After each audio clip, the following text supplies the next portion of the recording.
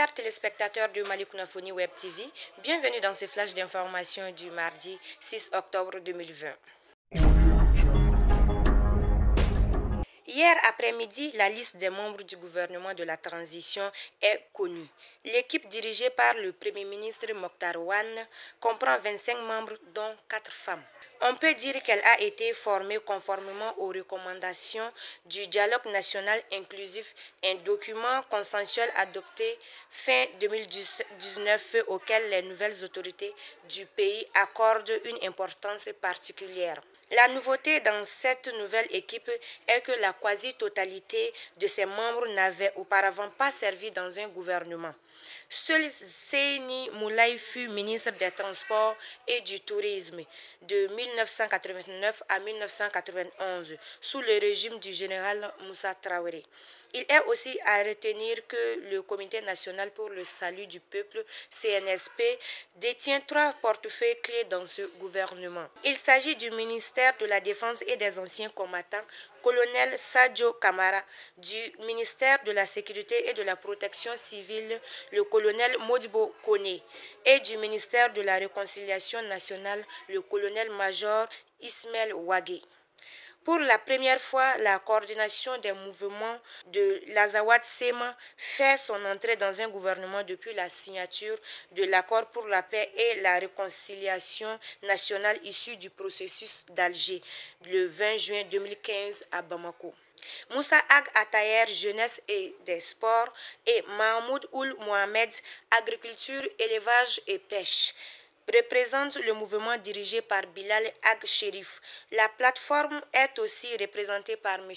Harouna Touré, ministre du Travail et de la Fonction publique, porte-parole du gouvernement, et Alhamdou Ag Yen, ministre des Maliens et de l'extérieur et de l'intégration africaine. La présence des mouvements signataires de l'accord pour la paix et la réconciliation est une indication de la volonté ferme du président de la transition, son Excellence M. Badao, de faire figurer la mise en œuvre du document d'attente au rang des priorités. Aussitôt nommés, aussitôt à la tâche. Les nouveaux ministres seront réunis dès aujourd'hui sous la conduite du chef du gouvernement pour le premier conseil du cabinet. Les États-Unis voient la mise en place d'un gouvernement de transition en République du Mali comme un premier pas positif vers un retour à l'ordre constitutionnel.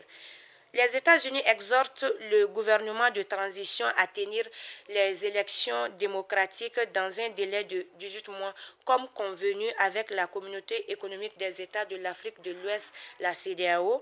Il sera également important que le gouvernement de transition tienne ses promesses de renforcer la gouvernance, de lutter contre la corruption, de réformer les processus électoraux et de mettre en œuvre l'accord de 2015 pour la paix et la réconciliation au Mali. Nous appelons également le gouvernement à respecter les droits de l'homme et à prendre des mesures concrètes pour prévenir les violations des droits de l'homme par des forces de sécurité de l'État et pour qu'elles fassent l'objet d'enquêtes et de poursuites. Nous sommes fermement convaincus qu'un Mali démocratique, prospère et en sécurité est essentiel pour l'avenir de la région du Sahel. En tant que partenaire depuis plus de 60 ans, les États-Unis travailleront avec tous les Maliens attachés à la réalisation de ces objectifs. Le moment est venu pour les Maliens de se rassembler pour construire un avenir meilleur, plus radieux et plus sûr pour le pays. Plus de 130 djihadistes auraient été libérés ce week-end par les autorités maliennes en échange de la libération de Soumaïla Cissé et de l'otage française Sophie Pétronet. Les proches de Soumaïla Cissé ne confirment pas cette nouvelle. Ils affirment cependant avoir des preuves de vie de l'honorable et gardent espoir pour sa libération. Dans la région de Gao, un dépôt de carburant a pris feu le dimanche 4 octobre au quartier Al-Janabanja.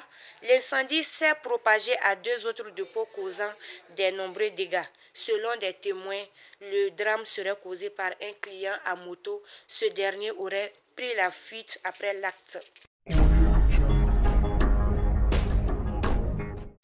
Actualité hors de chez nous, le président congolais Félix Tshisekedi est à Goma depuis le lundi 5 octobre, où il a été reçu par des milliers de militants à l'aéroport.